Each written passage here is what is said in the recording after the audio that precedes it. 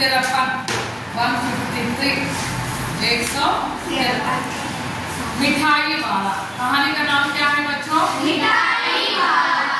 Sweet shop वाला sweet लाने वाला। प्रस्तुत कथा मिठाई वाला लेखक भगवती प्रसाद वाजपेयी जी द्वारा लिखित मानवीय संबंधों पर आधारित एक अत्यंत मार्मिक कथा है। ये कथा जिसरा भगवती प्रसाद वाजपेयी किसने लिखा बच्चों? भगवती प्रसाद वाजपेयी गाరు మానవ విలువలు సంబంధాలు ఎలా ఉంటాయని మనకి కళ్ళకు కట్టినట్టు హృదయానికి కట్టినట్టు చెప్పారు। एक खिलौने वाला बच्चों को बहलाने वाला खिलौने वाला की मीठी आवाज के साथ गलियों में घूमता था। ఒక ఆట బొమ్మలను అమ్ముకునేవాడు ఏమంటాడు? बच्चों को बहलाने वाला खिलौने वाला పిల్లల్ని ఆడించేవాడిని ఆట వస్తువులు అమ్మేవాడిని అనుకుంటే అంటున్నాడు। मीठी आवाज के साथ मधुरమైన స్వరంతో गलियों में घूमता था వీధుల్లో తిరుగుతూ ఉన్నాడు। उनका स्नेहपूर्ण व मधुर गान सुनकर निकट के मकानों में हलचल मच जाती है। ఆయన యొక్క స్నేహమైన మాటలు మధురమైన మాటలు వినగానే ఆ చుట్టుపక్కల ఇళ్లలో గోలగోల మొదలవుతుంది। छोटे बच्चों की माताएं खिड़कियों से झांककर उसे देखने लगती हैं। చిన్నపిల్లల తల్లులైతే కిటికీలోంచి చూస్తా ఉంటారు ఏం బొమ్మలు తెచ్చాడా। बच्चों का झुंड से घेर लेता है పిల్లలైతే గుంపులు గుంపులుగా అతని చుట్టూ చేరుంటారు। बच्चे खिलौने देखकर ही प्रसन्न हो जाते हैं। ఆ బొమ్మను చూడగానే ఆనందపడిపోతారు పిల్లలు। फिर पैसे लाकर खिलौने का मोल भाव करने लगते हैं।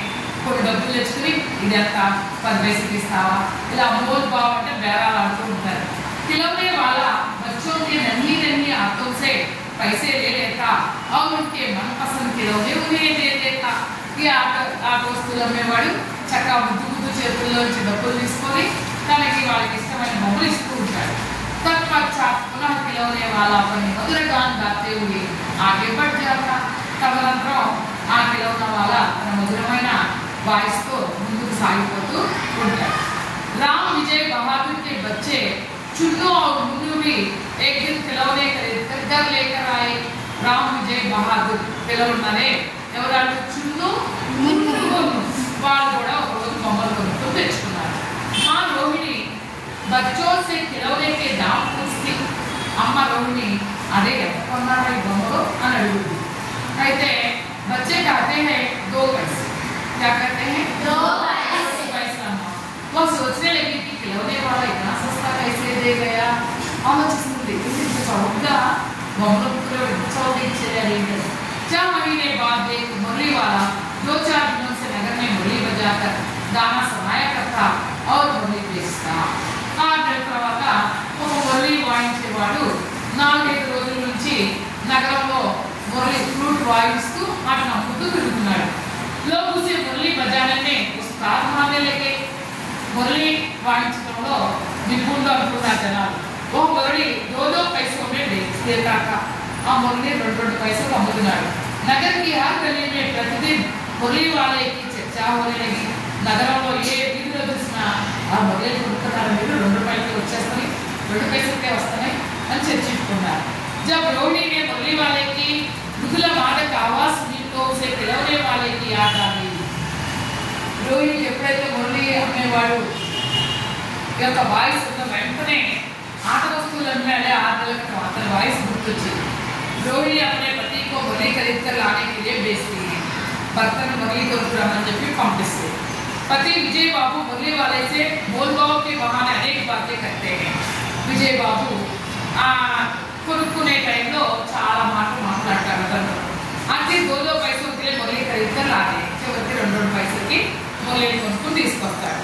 मुरली वाला बहुत देर तक बच्चों के झुंड में मुरलियां बेचता रहा। ఈ ఫ్లూట్ అమ్ముకునేవాడు చాలా సేపటి వరకు ఆ పిల్లల గుంపులో అమ్ముకుంటూనే ఉన్నాడు।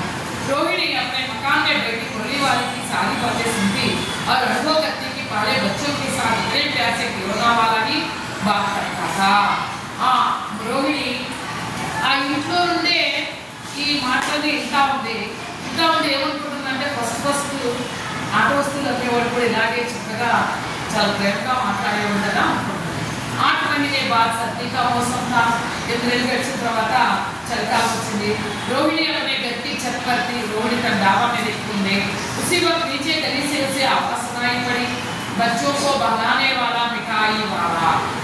కింద చూడగానే వీధిలో సౌండ్ వచ్చింది, ఏమని? बच्चों को बहलाने वाला मिठाई वाला। इंतकुमुंదు खेलने वाला అని వచ్చింది కదా, खिलौने वाला नहीं। जब रोहिणी ने उस मिठाई वाले की आवाज सुनी तो उसे वह आवाज सी लगी, जो परिचयమైన साउंड लागा होते అని तो रोहिणी तुरंत नीचे आकर दादी को कहती है, मिठाई को बुला लो। వెంటనే ఆ నాయనమ్మ చెప్పింది, दादी मिठाई वाले को अपने पास बुलाती है। बातचीत के दौरान रोहिणी समझ लेती है कि मुरली वाला ही अब मिठाई वाला बनकर आया है। మాటల్లో తెలిసింది, మురళి అనేవాడే ఇప్పుడు मिठाई बनाने వచ్చాడు। रोहिणी उनसे मिठाइयाँ खरीदते हैं, मिठाई కొనుక్కోడు। उससे बात करते हुए रोहिणी को पता चलता है कि व्यापार से मिठाई वाले को पैसे तो बहुत कम मिलता है, लेकिन संतोष बहुत मिलता है। మాటల ద్వారా ఏం తెలుస్తుందంటే మిఠాయి అమ్ముకునేవాడికి లాభం కంటే కూడా ఎక్కువ ఏం లభిస్తుంది? సంతోషం లభిస్తుంది। ఏం లభిస్తుంది? సంతోషం లభిస్తుంది। ఎందుకు? పిల్లలకి అమ్ముతున్నాను, పిల్లలకు సంతోష పెడుతున్నాను। आगे रोहिणी के बहुत पूछने पर मिठाई वाला अपनी कहानी बताता है। ఇప్పుడు బాగా ఏంటి అసలు స్టోరీ ఏంటి రెఫరెన్స్ చేస్తున్నాను అడిగినప్పుడు తన స్టోరీ చెప్తున్నాడు। उसके भी परिवार बच्चे आदि थे, ఆయనకు కూడా కుటుంబం ఉంది, పిల్లలు ఉన్నారు। वो बहुत संपन्न था, బాగా డబ్బున్న వాళ్ళు। लेकिन क्रूर कालचक्र ने सबको इधर उधर कर दिया, కానీ క్రూరమైన కాలచక్రం అన్నట్టు ఇది కుదిపేసింది। ఆ మిఠాయి वाला उनकी खोज में इधर उधर करता है। బాబా మిఠాయి వాడు ఆమె చుట్టూ వెళ్తున్నాడు, ఎక్కడైనా దొరుకుతారేమో పిల్లలు। वह यहाँ के बच्चों में अपने बच्चों को देखने का प्रयास करता है। इప్పుడున్న పిల్లలందరూ తన పిల్లల్ని చూసుకున్నాడు। ये सारी बातें कहते हुए मिठाई वाले के आंखों से आंसू निकल आते हैं। ये చెప్తా ఉండగా పాపం కన్నీళ్ళు వచ్చేస్తాయి మిఠాయి వాడు। इस बीच में रोहिणी के बच्चे आ जाते हैं, ఇంట్లోనే రోహిణి పిల్లలు వచ్చేస్తారు। मिठाई वाला बच्चों को मिठाई देना है, मिठाई वाला पिల్లలకి స్వీట్స్ ఇస్తాడు। मिठाई के लिए पैसे लिए बिना वो जाने लगता है, డబ్బులు తీసుకోకుండానే వెళ్ళిపోతా ఉంటాడు। उसकी आवाज बच्चों को बहलाने वाला